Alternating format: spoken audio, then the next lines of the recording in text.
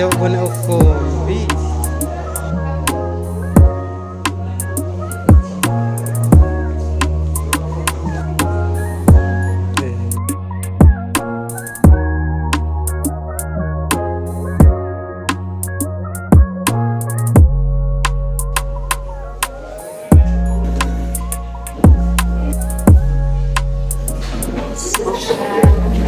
Berhasil.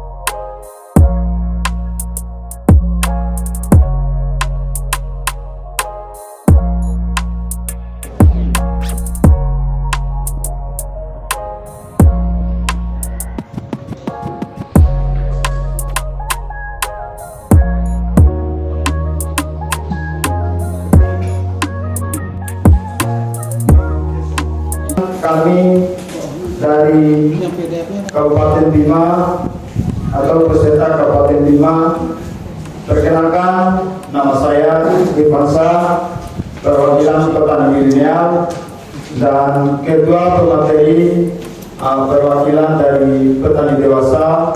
Yang pertama ada Pak Dison, yang kedua ada Pak Sidik, dan perwakilan KWT di sini juga ada hadir kelompok tani wanita. Notulen adalah Nuraida Sorti dan operator adalah Nurami. Alat tabela yang sudah tidak asing lagi bagi kita, termasuk kami Kabupaten Bima dan Provinsi Nusa Tenggara pada umumnya, tetapi kami lebih menekankan kepada kelebihan dan keunggulan daripada alat yang kami buat. Kabupaten Bima adalah merupakan sentral pengembangan komoditi padi Provinsi Nusa Tenggara Barat yang telah mampu memberikan kontribusi kepada peningkatan produksi nasional pada lahan. Jadi seperti biasa untuk menanam padi itu kita harus tanahnya digarap dulu, dibajak dulu. Setelah dibajak kita pastikan tanahnya rata dulu, terus airnya dikeringkan dulu. Kemudian kita persiapkan alat seperti benih yang digunakan tentu saja benih unggul yang bersertifikat. Kemudian benihnya kita rendam selama 12 sampai 24 jam, lalu dikeram sampai muncul kecambah. Terus selanjutnya saya akan menjelaskan sedikit tentang analisa kami tentang hasil pertanian menggunakan alat tabela. Ya, seperti ini tabelnya. Berdasarkan data pada tabel tersebut, ternyata 1.920 itu untuk 1 hektar luas lahannya. Sistem pindah tanam itu lebih besar daripada sistem tabela. Tapi review purpose-nya, biaya produksinya lebih irit ya Bapak Ibu sekalian. Terus dengan alat ini kami ternyata nilai plusnya juga berdampak pada pertanian ramah lingkungan. Penghematan penggunaan tenaga kerja dan sebagainya, sehingga kalau kita lihat seolah-olah ini penggunaan tabela ini malah merugikan dia. Nah ini tolong nanti dijelaskan kira-kira ada keuntungan lain nggak dibanding lagi selain masalah finansial gitu. Dari teknologi inovasi yang dibuat, pertama secara teknis mudah diaplikasikan, mudah diterapkan. Yang kedua, secara ekonomi menguntungkan. Tadi sempat disampaikan oleh Bapak Perdana Menteri. Tadi kalau untuk menghitung analisis ekonominya seperti itu, mestinya secara parsial saja. Tidak perlu kalau misalnya ada yang sama, tidak perlu berhitung di dalamnya, ya. Nah, dengan adanya inovasi satu alat itu yang memang inovasi cerdas, tapi memang kita lihat kembali alatnya efisien tidak. Karena tabela ini keuntungannya efisiensi tenaga kerja, sehingga pengeluaran kaitan dengan tenaga kerja untuk penanaman itu lebih sedikit. Kalau untuk 1 hektar penanaman dengan cara tanam itu 20 orang per hektar, kalau dengan menggunakan alat tabela ini bisa dilaksanakan 1 sampai 2 orang dengan waktu 6 jam.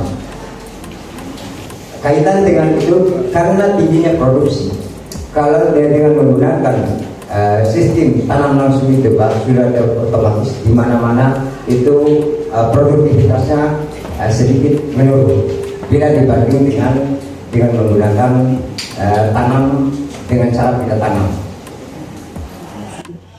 Itu jawaban kami yang terkait dengan analisa tingginya pendapatan terkait dengan cara penanaman dengan tidak tanam dengan menggunakan campak.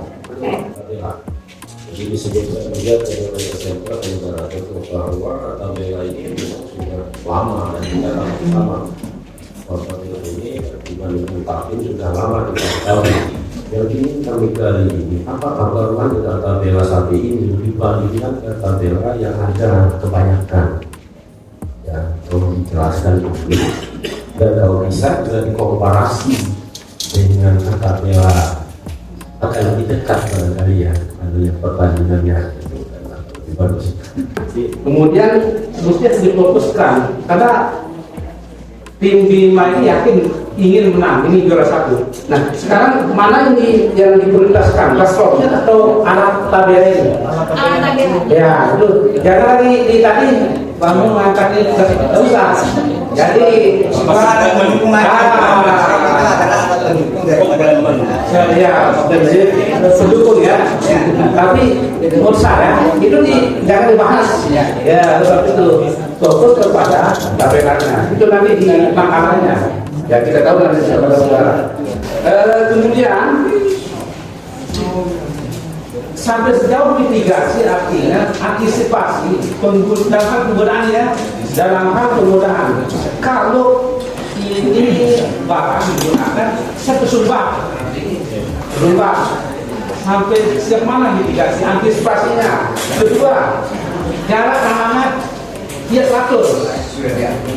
Nah, itu karena dari sumbang otomatis jauh kan ya. Nah, antisipasinya kayak apa sih? Gitu. Menyoroti komparasi harga komparasi analisa usahanya. Ada yang keliru yang teman-teman masukkan di situ. Kenapa akhirnya komparasi itu menjadi menguntungkan tapinya dibanding tabela? Secara teori adopsi teknologi tadi sudah dijelaskan oleh Pak Kepala BPNT, teknologi inovasi yang kita hasilkan itu harus menguntungkan. Ini justru merugikan dari kebiasaan petani. Jadi sudah di bawah air. Ketika misalnya habis kita tanam, ada air, ada hujan, dan apa yang termasuk burung. Ketika itu terbuka karena tanam tanpa air, apa yang teman-teman lakukan? Oke, terima kasih. Baik, tidak ada waktu. Kami memodifikasi untuk menambah ini dengan alat bantu supaya itu memperlancar proses pengedanan di lapangan. Kemudian ini ayam cabang. Ini di samping untuk menandai ya jatuhnya bibit ada berlimpah ini, juga ini berfungsi untuk membuat lubang ya supaya benih yang jatuh nanti tidak bertebar kemana-mana, baik pada saat turun hujan maupun kalau ada air yang terkena, dia tidak kemana-mana, tetap di garis ya, di bawah. Dan kedua fungsinya bahwa ketika tanaman itu kekurangan air tidak mudah lagi karena dia dalam ya, sudah dalam. Kalau tidak ada yang begini, tidak ada garisnya atau